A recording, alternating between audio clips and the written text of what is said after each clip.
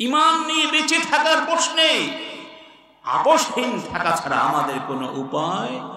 রাসূল কারীম বলেছেন, বাদিরু বিল আ'মালি ফিতানান কাকিতাইল লাইলিল মুযলিম। এমন সময় আসছে তোমাদের সামনে, অন্ধকার আমাবস্যার রাতের মতো তিমির কালো নিকষ অন্ধকার হয়ে ফিতনা ছুটে আসছে। সেই ফিতনা আসার আগে ভালো ভালো কাজ করে রাখো। ইউসবিহুর রাজুলু মুমিনান ওয়া ইউমসি কাফিরান ওয়া ইউমসি মুমিনান ওয়া ইউসবিহু কাফিরা ইয়াবিউ দীনাহু বিআরাদিদ দুনিয়া। এমন সময় আসছে, একজন ব্যক্তি সন্ধ্যাবেলা ইমানদার থাকবে, হয়তো সকালবেলা কাফের হয়ে যাবে।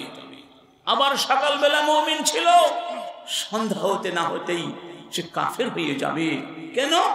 সে তার ঈমানকে, তার বিশ্বাসকে, তার আদর্শকে, তার ইসলামকে পার্থিব জাগতিক ভোগ বিলাসিতার দামে, স্বল্প দামে, তুচ্ছ দামে বিক্রয় করে দেবে। ঈমানকে বিক্রয় করবে কি দিয়ে? দুনিয়া দিয়ে। কি দিয়ে?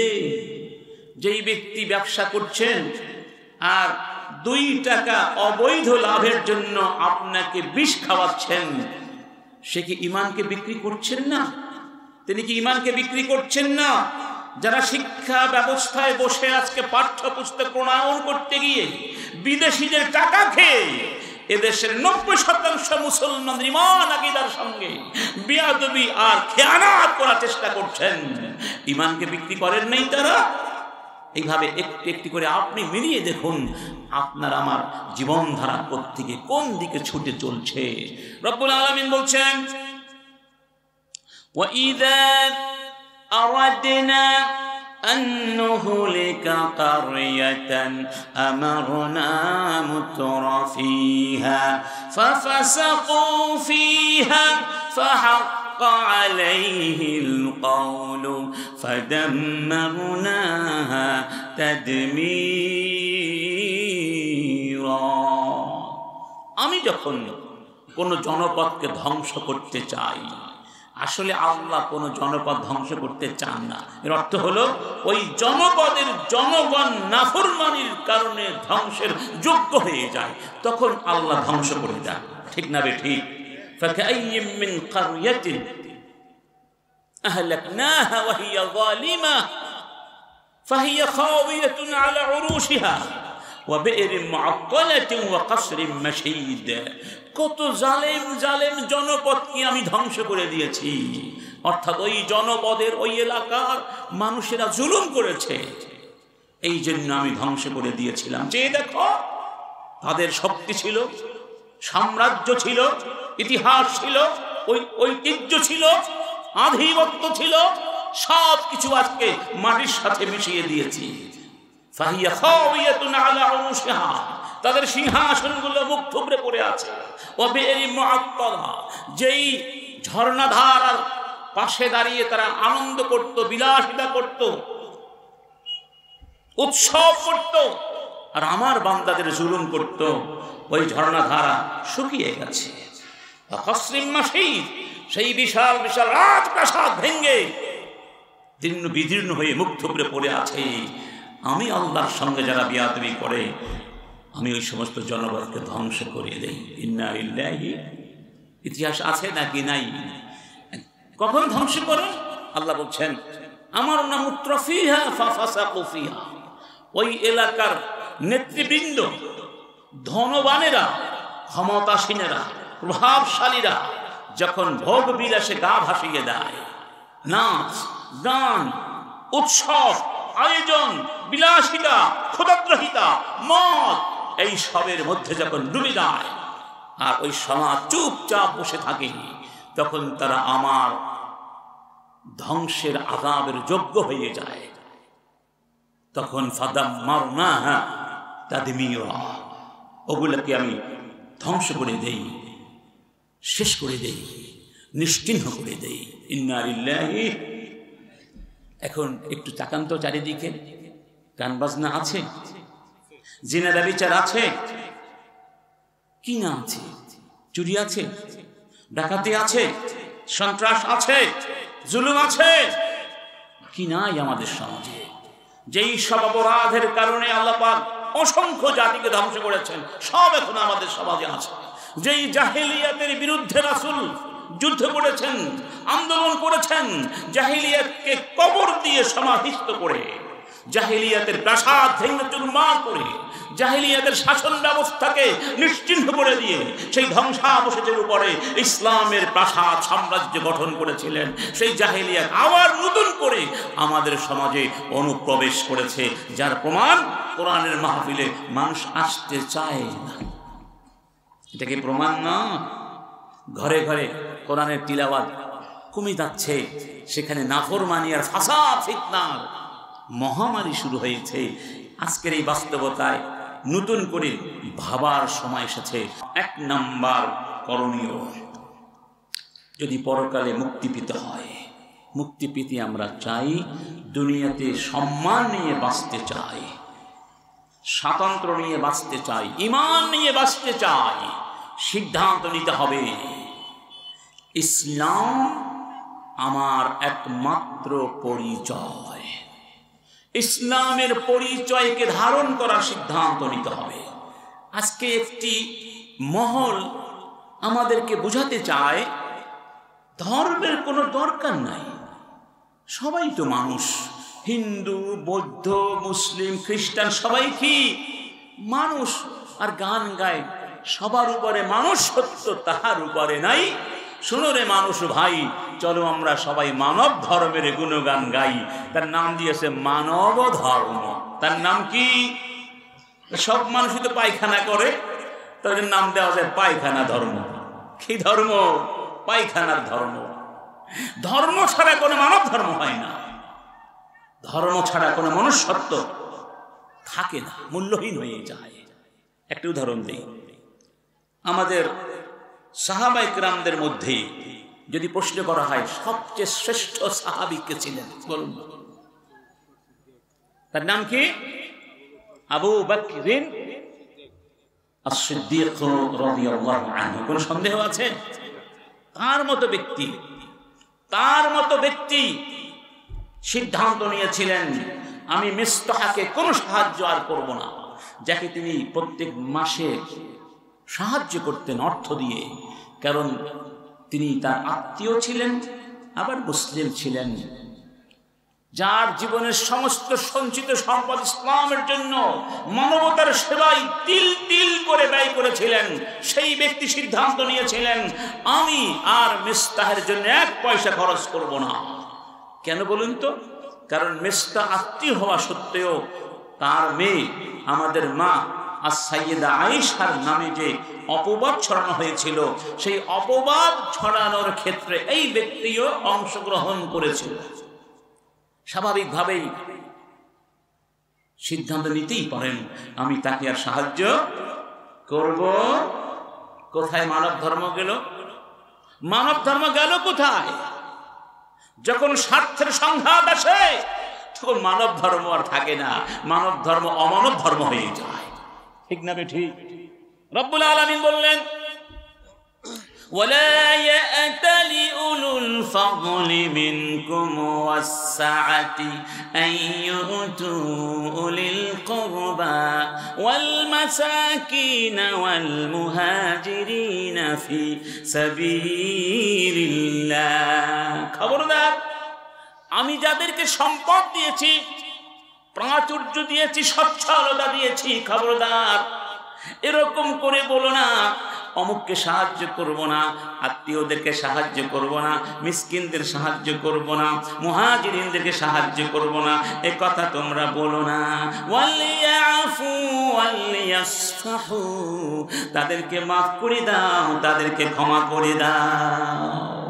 আলা তুহিব্বুনা আন ইয়াগফিরাল্লাহু লাকুম, তুমি কি চাও না, তোমরা কি পছন্দ করছো না আল্লাহ রাব্বুল আলামিন তোমাদের গুনাহ মাফ করে দিন?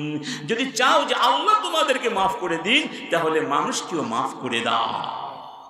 সঙ্গে সঙ্গে তিনি বললেন, আবু বকর, আল্লাহ আমি তোমার রহমত মাগফিরাত চাই, মাগফিরাত, আমাকে মাফ করে দাও। আমি মিস্তাহকে মাফ করে দিলাম, আমি আবার আগের মতো তার জন্য টাকা পয়সা ব্যয় করবো। সুবহানাল্লাহ। দেখেছেন, এর নাম ধর্ম, এর নাম ইসলাম। ইসলামের চেয়ে মহান কিছু হতে পারে? একবার এক বেদুইন জিজ্ঞেস করলেন সালমান আল ফারেসিকে, তোমার বাবার নাম কি? ইবনু মান আনতা, তুমি কার ছেলে? কারণ সেই বেদুইন দেখলো এই সালমানের অনেক সম্মান, অথচ তিনি আরব দেশের লোক নন, তিনি পারস্যের লোক। এত সম্মান তিনি কিভাবে পেলেন? হয়তো ওই বেদুইন অনেকটা হিংসা বোধ করেই বলেছিল, তোমার বাবার নাম কি? তখন তিনি বললেন, তিনি বলতে পারতেন যে আমি পারস্যের সন্তান। আজকে যেমন আমেরিকার পরিচয় দিয়ে মানুষ গর্বিত বোধ করে না, পরাশক্তির পরিচয় দিয়ে গর্বিত বোধ করে, তখন তো সেটা পরাশক্তি ছিল, পারস্য, রোমক। তিনি বলতে পারতেন, বেটা আনা ইবনুল ফুরস, পারস্যের সন্তান। কার সাথে কথা বলছিস? তিনি তার সেই পৌত্তলিক পরিচয় নিয়ে, তার সেই পারস্যের খোদাদ্রোহী কুফরি পরিচয় নিয়ে গর্বিত বোধ করেননি, বরং তিনি অত্যন্ত বিনয়ের সাথে বলেছিলেন, আনা ইবনুল ইসলাম। সুবহানাল্লাহ, আমি ইসলামের সন্তান, এটাই আমার পরিচয়, এটাই আমার অহংকার, এর চেয়ে বড় কোনো পরিচয় আমার। এই কথা কেন বলছি? রহস্য আছে। আজকে আমরা মনে করছি যতটুকু আমি ইসলাম ছেড়ে দিয়ে ইউরোপ, আমেরিকা, পাশ্চাত্য বিভিন্ন কুফরি ও কাফের জনগোষ্ঠীর সংস্কৃতি ধারণ করতে পারি, ততই আমি আধুনিক হয়ে গেলাম, আমি স্মার্ট হয়ে গেলাম। ঠিক না বেঠিক? মানে আপনি কতটুকু ইসলামকে খোঁচা মারতে পেরেছেন, এটা মানদণ্ড আপনি আসলে কতটুকু আধুনিক, কতটুকু সভ্য। এই জন্য আমাদের দেশের নাস্তিকগুলো কথায় কথায় ইসলামের খোঁচা মারে, কথায় কথায় ইসলামকে আঘাত করে, ইসলামের সভ্যতাকে উৎপাদন করার জন্য আদা জল খেয়ে নেমেছে। আল্লাহর কসম, ইসলামকে ছেড়ে দেওয়ার মধ্যে মুসলমানদের কোনোদিন কোনো সফলতা আসবে না, কোনোদিন কোনো বিজয় আসবে না। ওই নাস্তিকদেরও আশা কোনোদিন পূর্ণ হবে। ওমর ইবনে খাত্তাবের কাহিনী তো আপনারা সবাই জানেন। যখন তিনি খলিফা ছিলেন, তিনি যখন সিরিয়ায় গিয়েছিলেন, তখন তার সাথে উট ছিল কয়টি? একটি না, একটা উট বাহন, একটি মানুষ কয়জন? দুইজন, ঠিক না? তো তারা ভাগাভাগি করে, পালা বদল করে বাহনকে ব্যবহার করেছিলেন। যখন তারা সিরিয়ার একেবারে উপকণ্ঠে গিয়ে পৌঁছেছিলেন, তখন পালা ছিল উমরের হেঁটে যাওয়া উটের রশি ধরে, তিনি কিন্তু খলিফা, আর খাদেমের পালা ছিল উটের পিঠে আরোহণ করা। তারপর আবার সেখানে ছিল কাদাযুক্ত ভূমি। উমর জুতা জোড়া খুলে বগল দাবা করে আর এক হাত দিয়ে উটের রশি ধরে ট্রেনে চললেন। তখন সিরিয়ার গভর্নর ছিলেন আবু ওবায়দা বিন আল জাররাহ। তিনি এসে দেখলেন ওমর এই কাজ করছেন। তখন তিনি কি বলেছিলেন? খলিফাতুল মুসলিমিন, আপনি কি করছেন আপনি? এই মুহূর্তে এই এলাকার খ্রিস্টান নেতৃবৃন্দ আসবে, এই অবস্থায় দেখলে তারা কি বলবে? তখন তিনি বলেছিলেন, আবু ওবায়দা, তোমার মুখে এই কথাটি আমি শুনতে পছন্দ করি নাই। তুমি কি ভুলে গেছো আমরা কি ছিলাম? কুন্না আযাল্লা কওম, আমরা ছিলাম পৃথিবীর মধ্যে সবচেয়ে নিকৃষ্ট জাতি, অশিক্ষিত, কুশিক্ষিত, পশ্চাৎপদ, দরিদ্র, অসভ্য, অশ্লীল জনগোষ্ঠী। সেই জায়গা থেকে আ'আজ্জানাল্লাহু বিল ইসলাম, আজকে আমরা পৃথিবী শাসন করছি। এই শাসন করার এই যে সম্মান আল্লাহ দিয়েছেন কিসের মাধ্যমে? ইসলামের মাধ্যমে। আর আমি যা করছি এটি হলো ইসলাম। এটি কি? অতএব ফামাহামা তালাবনাল ইজ্জা বিগাইরিল ইসলাম লাআযাল্লানা আল্লাহ, ইসলামকে ছেড়ে দিয়ে আমরা যতই সম্মান খুঁজি, আল্লাহ আমাদেরকে লাঞ্ছিত করবেন। কি করবেন? ইসলামের সভ্যতা দেখা হলে সালাম দেওয়া, ঠিক না? কিন্তু আজকে পাঠ্যপুস্তকে দুই বন্ধুর পরিচয় হচ্ছে, সালাম নাই। কি নাই? সালাম উঠিয়ে দিয়ে ওরা ভেবেছিল আমরা অনেক উন্নত হয়ে যাব। মনে রেখো, আল্লাহ বলে দিয়েছেন, ওয়াদ্দু লাউ তাকফুরুনা কামা কাফারু ফাতাকুনুনা সাওয়াআন। যতদিন পর্যন্ত তোমরা ইহুদি খ্রিস্টানদের মতো না হয়ে যাবে ততদিন ওরা খুশি হবে। ওরা চায় তোমরা যেন তাদের মতোই ধ্বংস হয়ে যাও, নষ্ট হয়ে যাও। উসমান বিন আফফান বলেছিলেন, ওয়াদ্দাতি জানিয়া লাউ জানাত নিসাউদ দুনিয়া কুল্লিহা, একজন ব্যভিচারিণী চায় গোটা পৃথিবীর সমস্ত নারী যেন তার মতো নষ্ট হয়ে যায়। ঠিক আজকে ইউরোপ আমেরিকা তাই চাচ্ছে, টাকা পয়সা দিয়ে শিক্ষার সংস্কারের নামে আমাদের সভ্যতাকে পদাঘাত করে আমাদেরকে একটা কিংভূত কিমাকার জাতি হিসাবে গঠন করতে চাচ্ছে। আর আমরা ভাবছি আমরা অনেক উন্নত হয়ে গেছি। মোটেই না, মোটেই। কথা ক্লিয়ার হয়েছে? রব্বুল আলামিন বলছেন, লা তাজিদু কওমান ইউমিনুনা বিল্লাহি ওয়াল ইয়াউমিল আখির ইউআদ্দুনা মান হাদ্দাল্লাহা ورسوله ولو كانوا آباءهم أو أبناءهم أو إخوانهم أو عشيرتهم। স্পষ্ট কথা। আমাকে যারা বিশ্বাস করো, পরকাল যারা বিশ্বাস করো, আমার কোরআন আমার নবীকে যারা বিশ্বাস করো, তারা কোনোদিন ওই মানুষগুলোর সঙ্গে দহরম মহরম অন্তরঙ্গ সম্পর্ক রাখতে পারবে না যারা আল্লাহর সঙ্গে দুশ্মনী করে, রাসূলের সঙ্গে দুশ্মনী করে। তারা যদি তোমাদের সন্তানও হয়, বাবাও হয়, ভাইও হয়, গোত্রীয় দলীয় লোকজন হয়, তাহলেও না, তাদেরকে অন্তরঙ্গতার সাথে গ্রহণ করার কোনো সুযোগ নাই। যদি আমাকে ভালোবাসতে চাও, আমার নবীকে ভালোবাসতে চাও। আমরা অমুসলিমদের সাথে মানবিক আচরণ করি, লেনদেন করি, তাদেরকে তাদের ধর্মকর্ম পালনের স্বাধীনতা দেই। তার মানে এই নয় আমরা তাদের কুফরিতে বিশ্বাস করি, আমরা তাদের কুফরি মতবাদকে ধারণ করি, মোটেই না। কিন্তু আমাদের কাছকে একদল মানুষ বুঝাতে চায় অন্য ধর্মাবলম্বীদের সাথে গিয়ে তাদের উৎসব আয়োজনে অংশগ্রহণ করলে আমরা হব সাম্প্রদায়িক সম্প্রীতির পায়েরা। মিথ্যে কথা। প্রত্যেক জাতির স্বাতন্ত্র্য থাকা উচিত। তারা তাদের ধর্মীয় স্বাতন্ত্র্য বজায় রাখবে, আমরা আমাদের ইমানের স্বাতন্ত্র্য বজায় রাখবো। এই স্বাতন্ত্র্য সত্ত্বেও আমাদের মাঝে ভালোবাসা থাকবে। কিভাবে থাকবে? একটা উদাহরণ দেই। ওমর ইবনে খাত্তাব যখন খলিফা, ওমর হলেন খলিফা, একজন ইহুদি নালিশ করল তার কাছে আলী ইবনে আবি তালেবের বিরুদ্ধে। কার বিরুদ্ধে? কার বিরুদ্ধে বলুন? আমার কথাকে বুঝে আসে না? কথা বলতে কষ্ট হয় আপনাদের? কথা বললে ভালো হবে, ঘুমটা চলে যাবে। কার বিরুদ্ধে বলুন? আলী ইবনে আবি তালেব। মানে আসামিও মুসলিম, বিচারকও মুসলিম, আর বিচার প্রার্থী ইহুদি। ওমর ইবনে খাত্তাব দুজনকেই ডাকলেন, আলী ইবনে আবি তালেবকে ডাকলেন, ইহুদিকেও ডাকলেন তার বিচারাঙ্গনে। এখন বিচার হবে, রায় হবে খলিফার পক্ষ থেকে। তিনি বিচারক। খলিফাতুল মুসলিমিন আলী ইবনে আবি তালেবকে বললেন, ইয়া আবুল হাসান কিফ বিজানিবি খাসামিকাল ইয়াহুদি। হাসানের বাবা, আপনি আপনার প্রতিপক্ষ ইহুদির পাশে দাঁড়িয়ে যান, যাতে করে দুইজন সমান সমান হতে পারেন। এখন বিচার হবে, যতক্ষণ রায় না হবে ততক্ষণ দুইজনই নিরপরাধ। এটাই তো আইন। এই কথা বলার সঙ্গে সঙ্গে আলী ইবনে আবি তালেবের চেহারা বিমর্ষ হয়ে গেল, কালো হয়ে গেল। ওমর বুঝতে পারলেন, জিজ্ঞেস করলেন, হাসানের বাবা কি হলো আপনার? ইহুদির পাশে দাঁড়াতে বলবার সঙ্গে সঙ্গেই আপনার চেহারা কালো হয়ে গেল। তাহলে আপনাকে ইহুদির পাশে দাঁড়াতে বলার কারণে কি রাগ করেছেন?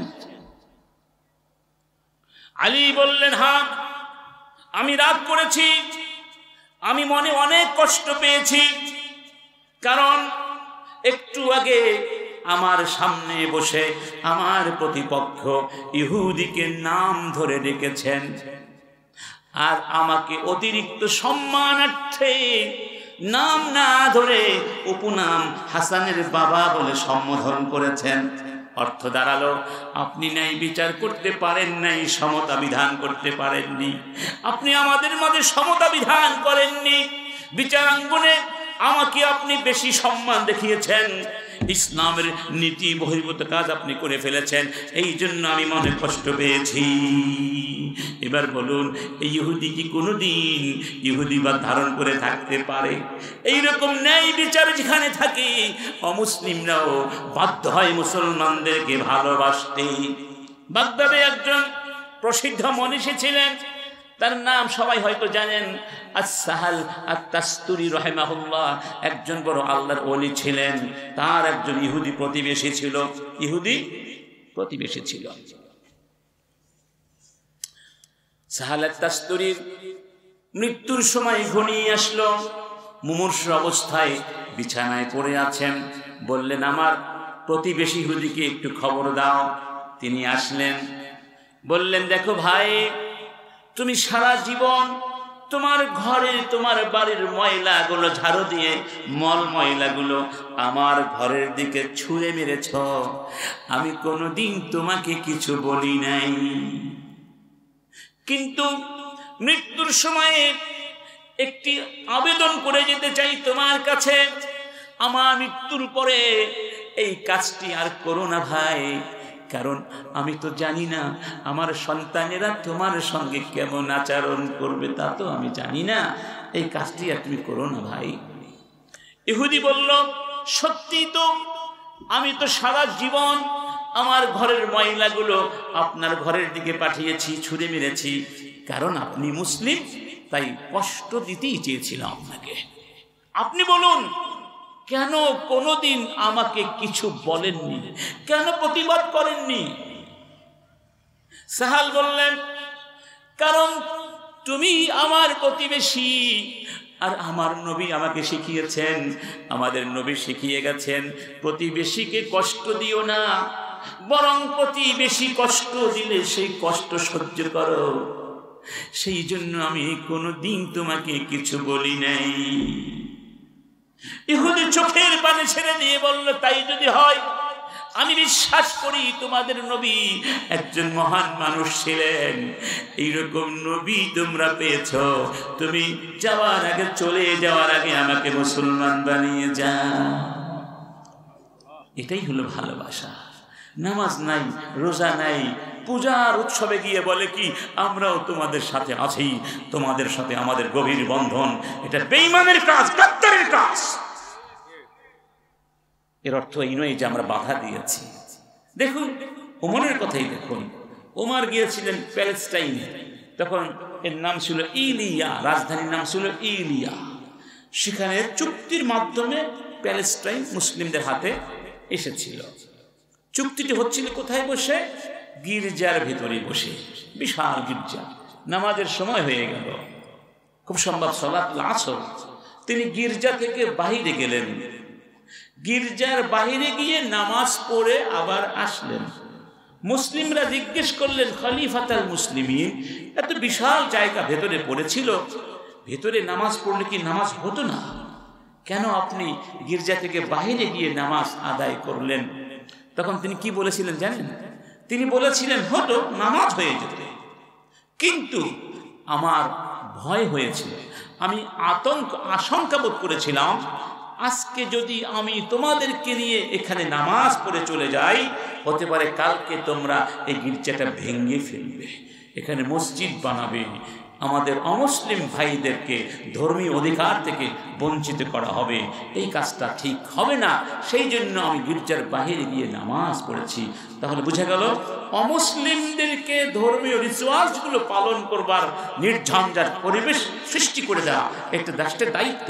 তার মানে এই নয় আমরা তাদের সাথে গিয়ে পূজা করব আর বলবো উৎসব সবার, আস্তাগফিরুল্লাহ।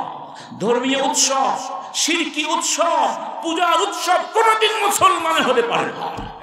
রাসূল কারীম বলছেন, মান তাশাব্বাহা বিকাওমিন ফাহুয়া মিনহুম, যে যেই জাতির সঙ্গে সম্পর্ক রাখবে, সাদৃশ্য রাখবে, আচারে আচরণে, বিশ্বাসে, আকীদায়, মৌলিকত্বে, সে ওই জাতির মধ্যে গণ্য হয়ে যাবে। ধরুন একজন মুসলিম নারী যদি হিন্দু মেয়েদের মতো এখানে কি পরে, তিলক পরে, লাল কি বলে, লাল টিপ পরে, নির্দিষ্ট একটা ধর্মীয় টিপ আছে না, লাল, এটা যদি পরে, সে কাফের হয়ে যায়। কারণ কি? এটা শুধু টিপ নয়, এটা হচ্ছে একটা ধর্মের প্রতীক, একটা ধর্মের প্রতীক।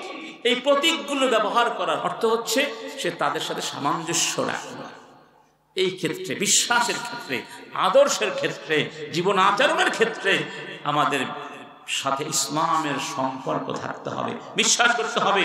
সবাই আমার সাথে পড়ুন, রাদিতু বিল্লাহি রাব্বা ওয়া বিল ইসলামি দীনা ওয়া বি মুহাম্মাদিন নাবিয়্যা। রাসূল কারীম বলছেন, যারা সন্তুষ্ট হবে আল্লাহকে রব হিসাবে পেয়ে, ইসলামকে ধর্ম হিসাবে পেয়ে, আমাকে নবী হিসাবে পেয়ে, ওয়াজাবাত লাহুল জান্নাহ, তার জন্য জান্নাত ওয়াজিব হয়ে যাবে। অন্য হাদিসে বলা হয়েছে, কানা হাক্কান আলাল্লাহ আইয়ুরদিয়া, ওই ব্যক্তিকে সন্তুষ্ট করা আল্লাহর উপরে অবধারিত হয়ে যায়। সুবহানাল্লাহ। যদিও তার উপরে কোনো কিছু ওয়াজিব নাই। আল্লাহু আকবার। অতএব ইসলাম নিয়ে কারা কারা খুশি? সিবগাতুল্লাহি ওয়া মান আহসানু মিনাল্লাহি সিবগা, আল্লাহর রঙে রঞ্জিত হতে হবে। ইসলামের সভ্যতায়, ইসলামের কালচারে বিশ্বাসী হতে হবে। নাচ গান মুসলমানদের কালচার, বলুন সত্যি করে বলুন, নাচ গান কি মুসলমানদের কালচার? আজকে বিভিন্ন শিক্ষা প্রতিষ্ঠানে দেখেছেন, শিক্ষক ছাত্র ছাত্রী একসাথে নাচে আর হিন্দি গান গায়, প্রেমের গান গায়। শিক্ষক প্রেমের গান গায় আর ছাত্ররা তার সাথে নাচে। এটা হলো শিল্প সংস্কৃতির শিক্ষা। যারা শিল্প আর সংস্কৃতি বলতে নাচ বোঝায়, গান বোঝায়, এগুলো মূর্খ মূর্খ মূর্খ। আমি একটা কাহিনী বলি।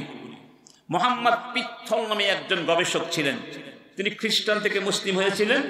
অনেক বই তিনি লিখেছেন। মোহাম্মদ পিত্থল রাহিমাহুল্লাহ, তিনি একটা বইতে লিখেছেন, এই কথাটি কোট করেছেন মাওলানা আব্দুর রহিম তার শিক্ষা সাহিত্য সংস্কৃতি নামক বইতে। এই বইটা পড়বেন, সংস্কৃতি কি জিনিস ভালো করে বোঝেন। এই শয়তানগুলো মনে করে সংস্কৃতি মানে নাচ আর গান, নাচ আর গান, এর সাথে কোনো সম্পর্কই নেই। তিনি বলেছেন, ইউরোপের পত্র পত্রিকায় কয়েক বছর, কয়েক দশক আগে একটা জরিপ করা হয়েছিল। জরিপ, একটা প্রশ্ন দেওয়া হয়েছিল জনগণকে। এরকম ছিল প্রশ্নটি, ধরুন একটা ঘর, সেই ঘরের মধ্যে এক কোণায় আছে একটি নবজাতক মানব সন্তান দোলনায় দুলছে, আরেক কর্নারে আছে একটি পাথরের নারী মূর্তি। তবে সেটি সাধারণ নারী মূর্তি না, ওই রোমকদের সেই প্রত্নতাত্ত্বিক নিদর্শন, নারী মূর্তি বিবস্ত্র। সেই ঘরে আগুন ধরেছে। ওই আগুনের ধ্বংসাত্মক হাতছানি থেকে দুইটার একটাকে রক্ষা করার সুযোগ আছে, দুটো বাঁচানো যাবে? এই প্রশ্ন মুসলমানদেরকে করলে বাচ্চা হলেও চক্ষু বন্ধ করে বলবে মানব সন্তানকে আগে বাঁচাতে হবে, ঠিক না? কিন্তু আপনারা কি জানেন, এই ইউরোপ, এই পাশ্চাত্য, যাদের দিকে আমরা বিস্ফারিত নয়নে তাকিয়ে থাকি, তাদের প্যান্ট ভালো লাগে, তাদের মদ খাওয়া দেখতে ভালো লাগে, তাদের ওই ড্যান্স দেখতে ভালো লাগে, তাদের সিনেমা ভালো লাগে, তারা কি বলেছিল জানেন? সবাই জবাব দিয়েছিল, মানব সন্তান নয়, ওই নিষ্প্রাণ নারী মূর্তি রক্ষা করা উচিত। যুক্তি কি? যুক্তি হলো, একটা মানুষের সন্তান, মানব সন্তান মরে গেলে কি হবে? কত মানব সন্তান পৃথিবীতে আসবে, সহজ কাজ। মানব উৎপাদন করা সহজ কাজ, কিন্তু ওই প্রত্নতাত্ত্বিক নিদর্শনটা আগুনে ধ্বংস হয়ে গেলে সেটা তো আর পাওয়া যাবে না। নাউজুবিল্লাহ। তাদের কাছে একজন মানুষের চেয়ে পাথর খণ্ডের দাম বেশি। যেই সভ্যতায় মানুষের দাম নয়, যেখানে মানুষের চেয়ে নিষ্প্রাণ পাথর খণ্ডের দাম বেশি হয়, সেই সভ্যতায় মানুষের কোনো সম্মান থাকতে পারে না। ওরা আমাদেরকে মানবাধিকার শিখাতে এসেছে। যারা মানুষকে বলে বানরের বাচ্চা, বানর সম্জাত, তারা আবার আমাদেরকে মানবাধিকারের কথা শিক্ষা দিতে আসে। ওরা তো মানুষের সম্মানই বোঝে না। সম্মান দিয়েছেন কে? মানুষকে সম্মান দিয়েছেন কে? ইসলাম। কে দিয়েছে? আল্লাহ ইসলাম দিয়েছে। সম্মান যদি পেতে হয় ইসলামের কাছে আসতে হবে। ওয়ালিল্লাহিল ইজ্জাতু ওয়ালি রাসূলিহি ওয়ালিল মুমিনিন ওয়ালাকিন্নাল মুনাফিকিনা লা ইয়ালামুন। আল্লাহ বলেছেন সম্মান তো আমার, সম্মান তো আমার নবীর, সম্মান তো আমার মুমিন বান্দাদের। অতএব মুশরিকদের কোনো সম্মান থাকতে পারে, মুনাফিকদের কোনো সম্মান থাকতে পারে, নাস্তিকদের কোনো সম্মান থাকতে পারে। অতএব আপনার ঘরে আপনার ছেলেরা মেয়েরা ইসলাম কি পরিমাণ পালন করছে আর ওদের সভ্যতা কি পরিমাণ পালন করছে, নিজে গিয়ে একটু মিলিয়ে দেখবেন, দেখবেন সর্বনাশ হয়ে গেছে। কি হয়ে গেছে? সর্বনাশ হয়ে গেছে। রাসূল সাবধান করে দিয়েছেন ১৫০০ বছর আগে, লা তাত্তাবিআন্না সুনানা মান ক্বাবলাকুম যিরাআন বিযিরাইন শিবরান বিশিবরিন হাত্তা লাউ সালাকু জুহরা দাব্বিন লাসালাকতুমুহু ক্বালু আল ইয়াহুদু ওয়ান নাসারা ক্বালা ওয়া মা।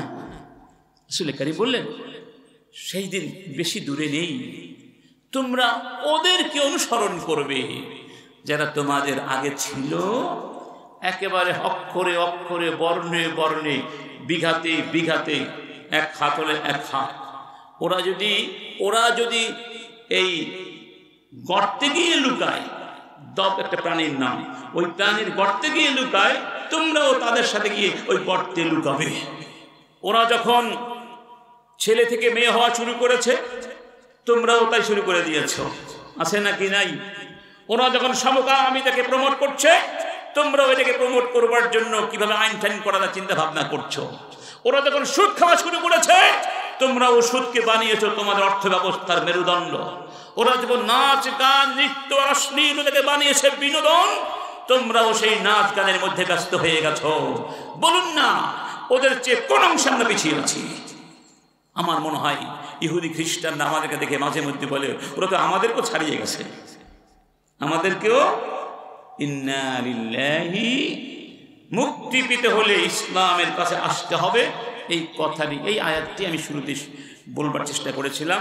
রব্বুল আলামিন বলছেন, ইয়া আইয়ুহাল্লাযীনা আমানু দুখুলু ফিস-সিলমি কাফা।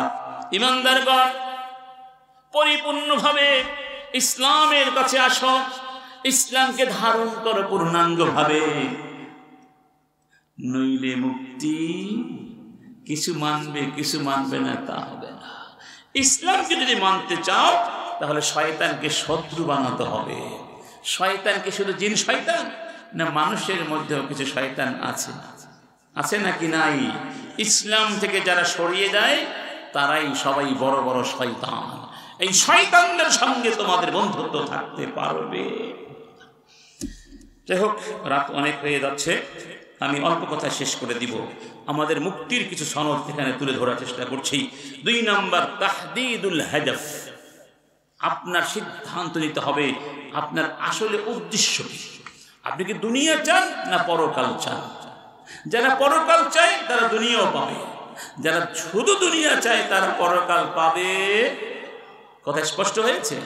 দুনিয়া চান না পরকাল চান, সিদ্ধান্ত নিতে হবে। সিদ্ধান্ত যে পরকাল উদ্দেশ্য হয়, ৫ ওয়াক্ত নামাজ আপনাকে পড়তেই হবে, হালাল আপনাকে খেতেই হবে, মেয়েদেরকে পর্দা করাতে হবেই, ইসলামের শিক্ষা অর্জন করতে হবেই, সত্য কথা বলতে হবেই, সৎ ব্যবসা করতে হবেই, মানুষের অধিকার ফিরিয়ে দিতে হবেই, ন্যায় বিচার করতে হবেই, জুলুম করা যাবে।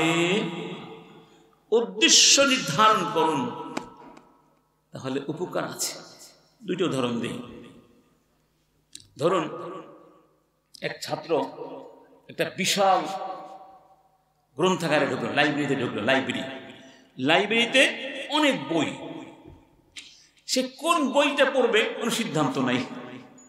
ঢুকে এটা ধরে ওটা ধরে ওটা ধরে, এইভাবে দেখতে দেখতে 1 ঘন্টা চলে গেছে। পড়া কিন্তু কিছুই হয়নি, হয়েছে, কারণ তার কোনো নির্দিষ্ট লক্ষ্য নাই। আরেকজন ছাত্র, সে লাইব্রেরিতে ঢুকেছে, আমি অমুক শেলফ থেকে ওই বইটা পড়ব, তার লক্ষ্য একেবারে ক্লিয়ার। সেখানে গিয়ে বইটি নিয়ে পড়া শুরু করে দিল, 1 ঘন্টা জ্ঞান অর্জন করলো। কোন ব্যক্তি উপকৃত হতে পেরেছে? যার উদ্দেশ্য। এখন আমরা কি মুসলমান না হিন্দু বুঝাই কঠিন। উদ্দেশ্য নির্দিষ্ট, মুসলমানের চেহারা হবে মুসলমানের মতো, চোখ হবে মুসলমানের মতো, চুল হবে মুসলমানের মতো, পোশাক হবে মুসলমানের মতো। কথা ঠিক না বেঠি? হ্যাঁ, একটু কষ্ট আছে, একটু কষ্ট আছে, আবার কষ্টের দামও আছে। যেমন ধরুন একজন ব্যক্তি মারা গেল, কোটিপতি, ছেলে সন্তান নাই, আছে একটা ভাতিজা খুবই গরিব, খুব গরিব, কোন রকম কষ্টের সৃষ্টি জীবনযাপন করছে। এখন বলুন এই ব্যক্তির সম্পদ পাবে কে? কিভাবে? ভাতিজা হাসাবা হিসাবে পাবে, সব পেয়ে যাবে। এখন এই যে কোটি কোটি টাকার সম্পদ কি সে একদিনই পাবে? না, অনেক আইনগত কি আছে, প্রক্রিয়া আছে। এই আইনি প্রক্রিয়া সম্পন্ন করলে হস্তান্তরিত হওয়ার পরে সেগুলো পাবে, ঠিক না? এই আইনি প্রক্রিয়া করতে করতে কখনো 1 বছরও যেতে পারে, কখনো 5 বছরও যেতে পারে। সে এমনিতেই গরিব, তার খাবার নাই ঘরে, কাপড় নাই পরনে, জুতা নাই পায়ে, কিন্তু তারপরেও সে সারাদিন রাত কষ্ট করছে, খেয়ে না খেয়ে ওই চাচার সম্পত্তি পাওয়ার জন্য করছে না? সে এত কষ্ট করছে, তারপরে মনে আনন্দ আছে নাকি নাই? কেন? এই তো কয়েকদিন পরেই কোটিপতি হয়ে যাব, সুবহানাল্লাহ।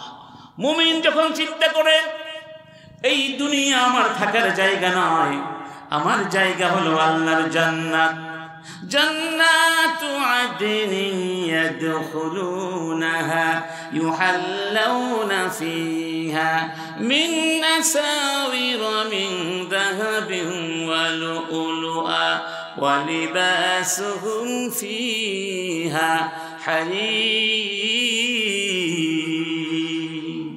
মুমিন যখন জান্নাতের চিন্তা করে, গভীর শীতের রাতে ওই অজু করার কষ্ট তার কাছে কষ্ট মনে হবে না। জিহাদের ময়দানে গিয়ে হাসতে হাসতে জীবন দিতে পারে, কষ্ট মনে হয় না, কারণ তার কাছে ওই জান্নাতের দাম সমগ্র পৃথিবীর চেয়ে বেশি না কম। আব্দুল্লাহ বিন হুযাফা আস-সাহামীর ইতিহাস তো সবাই জানেন। রোমক সম্রাটের বাহিনীর হাতে 80 জন মুসলমান বন্দী হয়েছিলেন ওমর বিন খাত্তাবের যুগে কোন এক যুদ্ধ প্রসঙ্গে।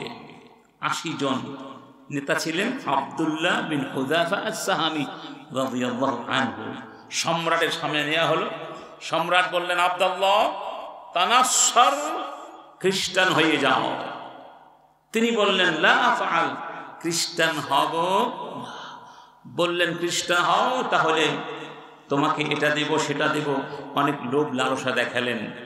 বললেন, কোন অবস্থাতেই আমি খ্রিস্টান হবি না। হবি তো? হতেই হতো তো। কি করলেন? আদেশ করে দিলেন, আরেকজন মুসলিম সেনাকে ধরে নিয়ে আসো, আগুন জ্বালাও, তার উপরে বিশাল লোহার ডেক রাখো, তার মধ্যে তেল ঢেলে দাও। ওই তেল যখন উত্তপ্ত হবে, টকবক টকবক করবে, সেই তেলের মধ্যে ওই লোককে ছেড়ে দিবে আব্দুল্লাহর সামনে, যেন আব্দুল্লাহ ভয় পেয়ে ইসলাম ছেড়ে আমাদের ধর্মে দৌড় দিয়ে চলে আসে। এত সহজ। তাই করা হলো। আগুন জ্বালানো হলো, তেল ঢালা হলো পাত্রের ভিতরে, ফুটন্ত তেলের ভেতরে মুসলিমকে ছেড়ে দেয়া হলো। কিছুক্ষণের মধ্যেই তিনি শাহাদাতের পেয়ালা পান করে চলে গেলেন। এই নির্মম দৃশ্য আব্দুল্লাহর সামনেই কিন্তু ঘটে গেল। এরপরে আবার আব্দুল্লাহকে আবার বাদশার সামনে ডেকে নেওয়া হলো।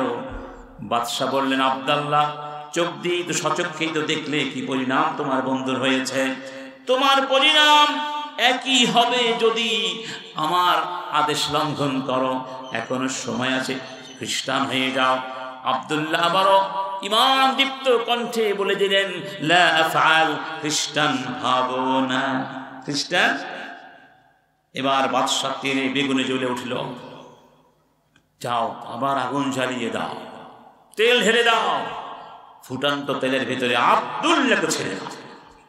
আবার আগুন জ্বালানো হলো, তেল ঢালা হলো, আব্দুল্লাহকে নিয়ে যাওয়া হলো। কিছুক্ষণের মধ্যেই তাকে ফুটন্ত তেলের মধ্যে ওরা নির্মমভাবে ছেড়ে দেবে, আর তিনি তাদের সামনে কাঁদতে কাঁদতে মরে যাবেন। ঠিক তখন আব্দুল্লাহ অঘরে কান্না শুরু করলেন। বাদশার লোকেরা ভাবলো আব্দুল্লাহ মনে হয় সিদ্ধান্ত চেঞ্জ করেছে, মৃত্যুর ভয়ে কান্না শুরু করেছে। তাকে নিয়ে গেল বাদশার কাছে। বাদশাহ আব্দুল্লাহ মনে হয় সোজা হয়ে গেছে, আব্দুল্লাহ সোজা হয়ে গেছে। আব্দুল্লাহ কি খবর? তানাসর বললেন লা আফআল, কোনদিন তা হবে না। কাঁদলে কেন? ভয় পেয়েছ মৃত্যুর ভয়ে? বললেন না, মৃত্যুর ভয়ে কাঁদি না। মুসলিম কখনো মৃত্যুর ভয়ে কাঁদে না। কেন কান্না করছো? দেখুন ঈমান কাকে বলা হয়।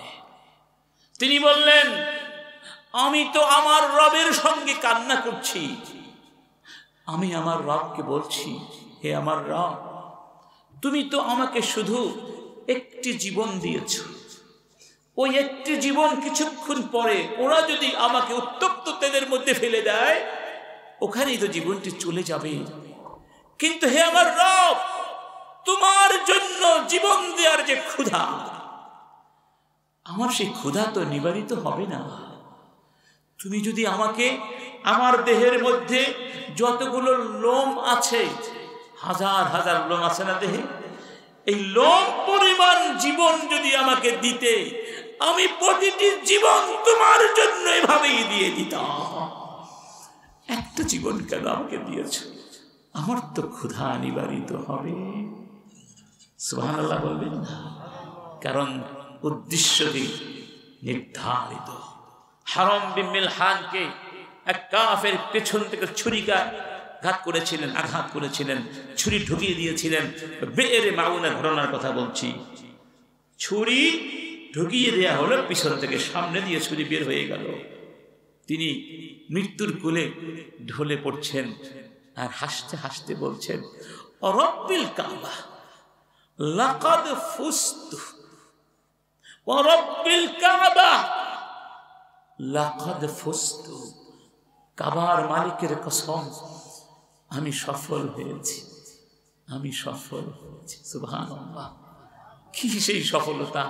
ওই ঘাতক জিজ্ঞেস করলো, হে মুসলিম, তোমাকে মেরে ফেললাম, তুমি মরে যাচ্ছ আর বলছো তুমি সফল হয়েছ, কি তোমার সফলতা? তখন তিনি কি বলেছিলেন? আমার এই মৃত্যু কার জন্য? কার জন্য? আমি তো তার জন্য জীবন দিতে চেয়েছিলাম। আমার সেই লক্ষ্য বাস্তবায়িত হয়েছে। কুল ইন্না সালাতি ওয়া নুসুকি ওয়া মাহইয়ায়া ওয়া মামাতি লিল্লাহি রাব্বিল আলামিন। সর্বশেষ যে বিষয়টি দিয়ে শেষ করব, অনেক কথা সব তো আর বলা যায় না। আল্লাহর সঙ্গে সবসময় থাকতে পারলে আপনার জীবন অবশ্যই সফল হবে। আল্লাহর সঙ্গে থাকা যায় কিভাবে? রব্বুল আলামিন বলেছেন, ফামান কানা ইয়ারজু লিকা রাব্বিহি ফালইয়ামাল আমালান সালিহা ওয়া লা ইউশরিক বিইবাদাতি রাব্বিহি আহাদা। তোমরা যদি আমার সঙ্গে থাকতে চাও, রব্বুল আলামিনের মুলাকাত পেতে চাও, দিদার পেতে চাও, সাক্ষাৎ পেতে চাও, ভালো কাজ করো। আর ওই কাজের মধ্যে আমার সঙ্গে কাউকে শরীক করো না, রিয়া করো না, শরীক করো না। আমি আল্লাহর সঙ্গে তোমরা সাক্ষাৎ করতে পারবে। এই সাক্ষাৎ শুধু জান্নাতে গিয়ে সাক্ষাতের কথাই বলা হয় নাই, বরং এই আয়াতের দাবি হলো মুমিন যখনই ভালো কাজ করে তখনই রবের সঙ্গে তার সাক্ষাৎ হয়ে যায়। সুবহানাল্লাহ। হয়তো মুমিন মনে মনে ভাবে আমি তো দেখি না, কিন্তু তার ঈমান এমন পর্যায়ে চলে যায় যেন সে আল্লাহকে দেখতে পায়। আনতা আবুদাল্লাহা কাআন্নাকা তারা। এমন ঈমান মুমিনের হয়ে যায়, জান্নাত যখন সচক্ষে দেখবে, আল্লাহকে যখন কিয়ামতের ময়দানে জান্নাতে গিয়ে সচক্ষে দেখবে, ওই ঈমানের চেয়ে এই ঈমান কোনো অংশেই কম নয়। সুবহানাল্লাহ।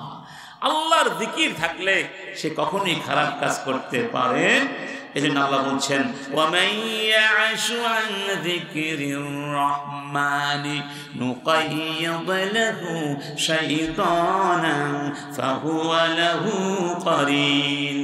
কেউ যখন আমাকে ভুলে যায়, আমার জিকির ভুলে যায়, আমি একটা শয়তানকে তার সাথী বানিয়ে দেই। অর্থাৎ যতক্ষণ আপনার জীবনে আল্লাহর জিকির আছে ততক্ষণ শয়তান কিছু করতে পারবে না আপনাকে। ইন্নাহু লাইসা লাহু আলাইহিম সুলতান। এই জিকির অর্থ কি? এই জিকির মানে নামাজ। এক নাম্বার কি? একটা হলো নামাজ। রব্বুল আলামিন বলছেন ইন্নানি আনাল্লাহু লা ইলাহা ইল্লা আনা ফা'বুদনি ওয়া আকিমিস সালাতা লিযিকরি। আমি ছাড়া কোনো ইলাহ নাই, আমি এক একক, আমার দাসত্ব করো, আমার জিকির করে নামাজ পড়ো, আমার জিকিরকে ধারণ করার জন্য নামাজ পড়ো, আমার জিকিরের সাথে নামাজ পড়ো। তার নামাজ হলো একটা বড় জিকির, ঠিক না বেঠিক? মুক্তি পেতে হলে নামাজ পড়তে হবে, নামাজ ছাড়া কোনো মুক্তি নাই। নামাজকে বানানো হয়েছে মানদণ্ড। ইন সলুহা সাইরু আমালে, নামাজ ঠিক, সব আমল ঠিক। নামাজ ঠিক নেই, কোনো আমল ঠিক। 5 ওয়াক্ত নামাজ জামাতের সাথে কারা কারা পড়তে রাজি আছেন? আল্লাহকে সাক্ষী রেখে একটু হাত উঁচু করে দেখে আল্লাহ বলুন, আল্লাহ আল্লাহ 5 ওয়াক্ত নামাজ জামাতের সাথে পড়ার তৌফিক দান করো। মৃত্যু পর্যন্ত 1 ওয়াক্ত নামাজও তরক করব না ইনশাআল্লাহ। জিকির মানে কোরআন তিলাওয়াত করা। ওয়ামান আ'রাদা আন যিকরি ফাইন্না লাহু মাঈশাতান দানকা। জিকির মানে প্রত্যেক কাজে আল্লাহকে স্মরণ করা। ভাত খেতে বসেছেন, স্মরণ করবেন কাকে? খাবারের শেষ স্মরণ করবেন কাকে? খাবারের মাঝে স্মরণ করব কাকে? জামা পরছি স্মরণ করব কাকে? জামা খুলছি স্মরণ করব কাকে? ঘরে ঢুকছি স্মরণ করব কাকে? ঘর থেকে বের হচ্ছে স্মরণ করব কাকে? ঘুমাতে যাচ্ছেন স্মরণ করবেন কাকে? মনে থাকবে ইনশাআল্লাহ।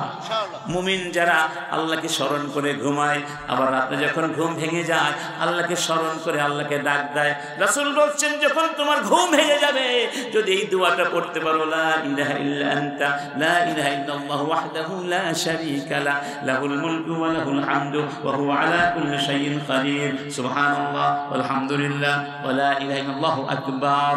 এরপর ওযু করো, নামাজ পড়ো, দোয়া করো, ক্ষমা চাও, আল্লাহ পাক তোমার গুনাহগুলো মাফ করে দিবেন, সুবহানাল্লাহ। আমরা কি এই গরুর মতো ঘুম দেই না? এটা মুসলমানের ঘুম হতে পারে? দেখুন রাসূল কি সুন্দর দোয়া করে ঘুমাতেন। কি বলতেন? বিসমিকা রব্বি ওয়াদাতু জামবি, হে আল্লাহ তোমার নামে বিছানায় পার্শ্বদেশ স্থাপন করলাম, অবিকা আর ফাউ, আবার তোমার নামে উঠবো। এই নাম সাক্তা নাফসি ফারহামহা, হে রব এই ঘুম যদি আমার চিরদিনের ঘুম হয়ে যায়, আমার রূহটাকে রহমত করো, মাফ করে দিও। ওয়াইনা রসালতাহা, দয়া করে যদি আবার পাঠিয়ে দাও, ফাহফাযহা বিমা তাহফাযু বিহি ইবাদাকাস সালিহিন। কি চমৎকার চমৎকার প্রতিটি মুহূর্তের এই যে জিকিরগুলো আছে, একজন মুসলিমকে আল্লাহর সঙ্গে সবসময় সম্পৃক্ত করে দেয়। আল্লাহ পাক আমাদেরকে ওই মানের ইমানদার হওয়ার তৌফিক দান করুন। ওয়ালা তুতি মান আগফালনা কলবাহু আন যিকরিনা ওয়াত্তাবা হাওয়াহু ওয়া কানা আমরুহু ফুরুতা। রাসূল বলেছেন খবরদার, আল্লাহ বলেছেন খবরদার ওই ব্যক্তির সাথে থেকো না, ওই ব্যক্তির অনুসরণ করো না যাকে আমি আমার জিকির থেকে উদাসীন করে দিয়েছি। এই জন্য তার সমস্ত কাজের মধ্যে বাড়াবাড়ি আছে, নাফরমানি আছে। তুমি তার সাথে বন্ধুত্ব করো না। তোমার বন্ধু হবে কারা? আল্লাহ জিকির করে যারা, আল্লাহর সঙ্গে থাকে যারা, কোরআনের পথে চলে যারা, আলেমদের সঙ্গে থাকে যারা, ইসলামের পথে কাজ করে যারা, ইসলামের জন্য যারা সংগ্রাম করে। আর বলে ওয়ামান আহসানু কাওলাম মিম্মান দাআ ইলাল্লাহ ওয়া আমিলা সালিহা ওয়া ক্বালা ইন্নানি মিনাল মুসলিমিন। যারা ভালো কাজ করে, মানুষকে দ্বীনের পথে আহ্বান করে আর বলে আমি একজন মুসলমান, আলহামদুলিল্লাহ আমি একজন মুসলমান। এই পরিচয় তার শ্রেষ্ঠ পরিচয়। সেই ব্যক্তির চেয়ে ভালো মানুষ পৃথিবীতে আর হতে পারে? ইসলামের সঙ্গে থাকবো ইনশাআল্লাহ, ইসলাম বিরোধী সমস্ত অপপ্রচারের বিরুদ্ধে থাকবো ইনশাআল্লাহ।